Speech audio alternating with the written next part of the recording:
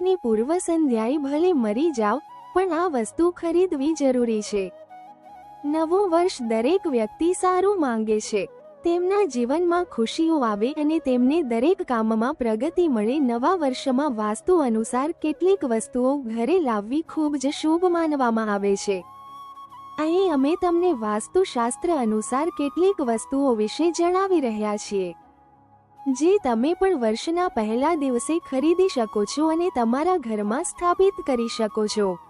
વર્ષ 2024 સમાપ્ત થઈ રહ્યું છે અને નવું વર્ષ એટલે કે વર્ષ 2025 થોડા દિવસોમાં શરૂ થશે. નવું વર્ષ દરેક માટે નવી આશાઓ અને ઉત્સાહ લઈને આવે છે. તે આપણને નવી શરૂઆત કરવાની પ્રેરણા આપે છે. દરેક વ્યક્તિ ઈચ્છે છે કે આવનાર નવું વર્ષ તેના માટે ખુશીઓ અને ગુડલક લાવે. હિન્દુ ધર્મમાં વાસ્તુશાસ્ત્રનું વિશેષ મહત્વ છે. તે કહે છે, વાસ્તુશાસ્ત્રમાં જણાવેલા નિયમોને અપનાવવાથી લોકોના જીવનમાં સુખ, શાંતિ અને સમૃદ્ધિ આવે છે. આ વિડીયોમાં અમે તમને વાસ્તુ અનુસાર કેટલીક એવી વસ્તુઓ વિશે જણાવીશું. આ નવા વર્ષમાં તમારે તમારા ઘરની અંદર જગ્યા બનાવવી જોઈએ. આ તમને અને તમારા ઘરને દેવી લક્ષ્મીની કૃપા આપશે. પરંતુ જો તમે પણ ઈચ્છો ભગવાન વિષ્ણુ અને માતા લક્ષ્મીના આશીર્વાદ તમારા પર હંમેશા રહે, તો આ વિડીયોને લાઈક કરો અને અમારી ચેનલને સબસ્ક્રાઇબ કરો અને કોમેન્ટ બોક્સમાં માતા લક્ષ્મી લખો. નંબર 1, નાનો નારિયેળ. વાસ્તુ મુજબ નાનો નારિયેળ નવા વર્ષે ખરીદવું જોઈએ. તે ઘરને સુખ આપે છે. તેને કાપડમાં લપેટીને સલામત અથવા જ્યાં પૈસા રાખવામાં આવે છે. નાના નાળિયેરની હાજરીમાં ઘરમાં ક્યારેય ધન અને અનાજની અછત રહેતી નથી. તેની અસરથી ઘરના અનાજનો ભંડાર ભરેલો રહે છે. જો તમારા ઘર પરિવાર પર કોઈ આર્થિક સંકટ આવી ગયું હોય અને તેના અનાજના બધા રસ્તાઓ બંધ છે, તો નાનો નારિયેળ તમને આ સંકટમાંથી બચાવી શકે છે. 2 નંબર, તુલસીનો છોડ. તુલસીનો છોડ માતા લક્ષ્મીનું પ્રતીક માનવામાં આવે છે. તુલસી ભગવાન વિષ્ણુને પણ પ્રિય છે. તેમની પૂજા કરવાથી માતા લક્ષ્મી પ્રસન્ન અને ભગવાન વિષ્ણુ પ્રસન્ન થાય છે. હિન્દુ ધર્મમાં તુલસીનું વિશેષ મહત્વ છે. જો તમે તમારા ઘરમાં તુલસીનો છોડ રોપવાનું વિચારી રહ્યા છો, તો આ શુભ કાર્ય તમે નવા વર્ષના પહેલા દિવસે કરી શકો છો. તુલસીથી નકારાત્મક ઉર્જાનો નાશ થાય છે અને સકારાત્મક ઉર્જા વધે છે. ઘરમાં તુલસીના વાસથી ઘરના સભ્યોના જીવનમાં ખુશીઓ આવે છે. તુલસીનો છોડ કોઈ પણ ઘરે લાવીને સરળતાથી રોપી શકે છે. ફક્ત યાદ રાખો કે તુલસીના છોડને ઉત્તર અને ઉત્તર પૂર્વ દિશામાં વાવો. આ માટે સ્વચ્છ જગ્યા પસંદ કરો. નંબર 3, શંખ. હિન્દુ ધર્મમાં પૂજામાં શંખનું ઘણું મહત્વ છે. એવું માનવામાં આવે છે કે સમુદ્ર મંથનમાંથી નીકળેલા 14 રત્નોમાં એક શંકુ છે જે ઘરમાં રહે છે. તે ઘરમાં હંમેશા માતા લક્ષ્મીનું ઘર રહે છે. શંખ વગાડવાથી ઘરની નકારાત્મક ઉર્જા અને અવરોધો દૂર થાય છે. આ નવા વર્ષના દિવસે મોતી શંખને ઘરમાં લાવવું શુભ રહેશે. ભગવાન વિષ્ણુને પણ શંખ ખૂબ પ્રિય છે. એવું કહેવામાં આવે છે કે શંકુને ઘરમાં લાવવાથી આર્થિક તંગી થતી નથી. ઘરમાં સંપત્તિનો વરસાદ થાય છે. તેથી નવા વર્ષના દિવસે તમારે શંખ ખરીદવું જોઈએ અને તેને પૂજવું જોઈએ અને તેને તિજોરીમાં રાખવું જોઈએ. નંબર 4, મોરપાંખ. ઘરના મુખ્ય દ્વાર પર મોરપાંખ લગાવવું શુભ છે. આ એક ખૂબ જ સરળ ઉપાય છે. તમે નવા વર્ષની દિવસે કરી શકો છો. વાસ્તુ મુજબ મોરપાંખમાં માતા લક્ષ્મીનું નિવાસ છે. એટલું જ નહીં, મોરપંખ ભગવાન વિષ્ણુને પણ ખૂબ પ્રિય છે. જો ઘરમાં માતા લક્ષ્મી અને ભગવાન વિષ્ણુનો વાસ હોય તો સુખ સમૃદ્ધિ આવવી નિશ્ચિત છે. તેથી આ નવા વર્ષ પર મોરપાંખ ઘરે લાવો.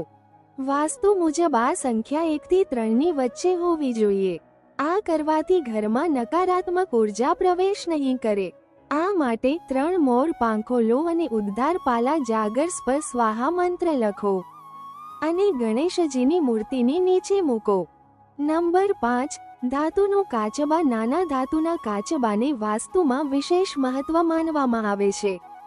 તે સુખ અને સમૃદ્ધિનું પ્રતીક છે. આ ટર્ટલ ક્રિસ્ટલ, કોપર અથવા ચાંદી જેવી ધાતુઓથી બનેલું હોવાનું માનવામાં આવે છે કે જે ઘરમાં આ ટર્ટલ છે ત્યાં ક્યારેય પૈસાની કમી નથી. ઓફિસમાં અથવા દુકાનમાં તેને મૂકવાથી ઘણી પ્રગતિ થાય છે અને વેપારમાં ખોટ થવાની સંભાવના ઓછી રહે છે. તેના ઘરમાં હોવાથી સકારાત્મક ઉર્જા પણ રહે છે. નવા વર્ષે ચાંદી, કાંસ્ય કે પિત્તળની કોઈ ચીજ ખરીદીને ઘરે લાવ્યા તે તમારા જીવનમાં સમૃદ્ધિ લાવશે. નંબર 6, ધાતુના હાથી. વાસ્તુશાસ્ત્ર ઘરમાં ઘરગથ્થુ ખામીઓ દૂર અને સુખ શાંતિ જાળવવા માટે અનેક પ્રતીકોનો ઉલ્લેખ કરવામાં આવ્યો છે. આ પ્રતીકોમાં એક છે ધાતુનો હાથી, જેને ઘરમાં રાખવો ખૂબ શુભ માનવામાં આવે છે. મેટલ હાથી માતા લક્ષ્મી સાથે સંકળાયેલ છે. તમે કોઈ પણ ધાતુના હાથીને ઘરે લાવી શકો છો, પરંતુ જો તમે ઘરમાં ચાંદીના હાથની મૂર્તિ સ્થાપિત કરો છો, તેથી વાસ્તુશાસ્ત્ર અનુસાર જો તમે તમારા ઘરમાં ધાતુના હાથી રાખશો તો તે ખૂબ જ શુભ રહેશે. તેથી તે નકારાત્મક ઉર્જાને દૂર કરે છે અને સકારાત્મક ઉર્જા લાવે છે. આ સાથે જ ઘરમાં સુખ શાંતિ રહે છે. તો આ વર્ષના દિવસે તમે ઘરે ધાતુના હાથીની મૂર્તિ લાવશો. નંબર 7, માછલીઘર. જો તમે ઘર માટે માછલીઘર ખરીદી કરવા માંગો છો, તેથી નવા વર્ષની દિવસ શ્રેષ્ઠ છે. નવા વર્ષે તમે ઘર માટે માછલીઘર ખરીદી શકો છો. વાસ્તુ અનુસાર માછલીઘર ધરાવતું ઘર ત્યાં દુષ્ટ અસર નથી થતી અને તેને ઉત્તર દિશામાં રાખવાથી પૈસાની કમી નથી થતી. 8મું, લાફિંગ બુદ્ધ. નવા વર્ષની શુભેચ્છા પર તમે લાફિંગ બુદ્ધને પણ ઘરે લાવી શકો છો. તેને હંમેશા ઉત્તર પૂર્વ દિશામાં રાખો. તેને ઘરમાં રાખવાથી ક્યારેય ધનની અછત રહેતી નથી. નંબર 9, સ્વાસ્તિકની તસવીર. સ્વાસ્તિકની તસવીર ઘરમાં રાખવાથી દરેક ઈચ્છા પૂરી થાય છે. પુરાણોમાં સ્વસ્તિકને માતા લક્ષ્મી અને ગણેશજીનું પ્રતીક માનવામાં આવે છે. સ્વસ્તિક સંસ્કૃત કેસ અને અસ્થાથી બનેલું છે, જેનો અર્થ થાય છે સારી તંદુરસ્તીથી પરિવાર, ધન, સ્વાસ્થ્ય સંબંધી સમસ્યાઓ દૂર થાય છે. નંબર 10, કુબેર ભગવાન. કુબેરને દુનિયાની સંપત્તિનો સંરક્ષક માનવામાં આવે છે. તેથી ઘરમાં ધન કુબેરની મૂર્તિ રાખવાથી માતા લક્ષ્મી પ્રસન્ન થાય છે. ધન કુબેરની મૂર્તિ તમારા ઘરમાં પૂજા સ્થળ પર લાલ કાપડ પર સ્થાપિત કરો અને દરરોજ તેની પૂજા કરો. આમ કરવાથી આર્થિક ક્ષેત્રમાં પ્રગતિ થઈ શકે છે. નંબર 11, મીઠું. નવા વર્ષની પૂર્વ સંધ્યાએ મીઠું ખરીદવાની કોઈ ખાસ નકારાત્મક માન્યતા નથી, પરંતુ તે ઘણા કિસ્સાઓમાં હકારાત્મક માનવામાં આવે છે.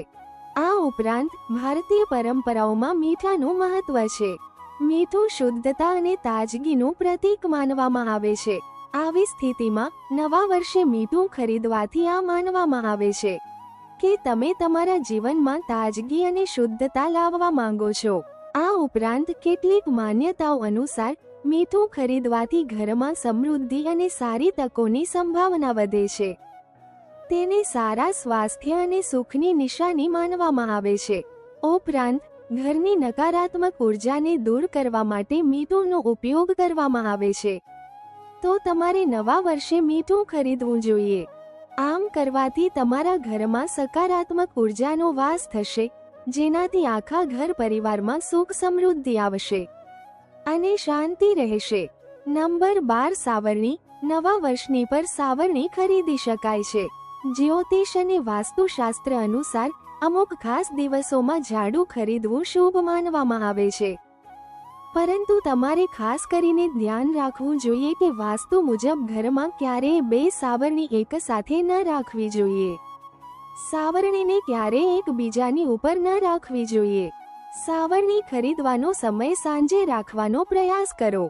ઉપરાંત તૂટેલા સાવરણીને કોઈ પણ દિવસે ફેંકી દેવામાં આવી શકે છે, પરંતુ તેને ઘરની બહાર કાઢવા માટેનો શ્રેષ્ઠ દિવસ શનિવાર છે.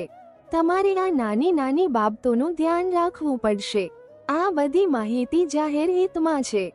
જ્યોતિષ વિદ્યા અને ધર્મના ઉપાયો અને વિડીયોઝ કે જે તમારી શ્રદ્ધા અને આત્મવિશ્વાસને ચકાસે છે, તેનો હેતુ તમને વધુ સારી સલાહ આપવાનો છે. આ સંદર્ભમાં અમે કોઈ પણ પ્રકારનો કોઈ દાવો કરતા નથી. જો તમને અમારી વિડીયો ગમતી હોય તો કૃપા કરીને કોમેન્ટમાં બોક્સમાં જય માં લક્ષ્મી લખો. માતા લક્ષ્મી તમે પર હંમેશા તમારી કૃપા જાળવી રાખો. વિના અંત સુધી રહેવા બદલ આભાર.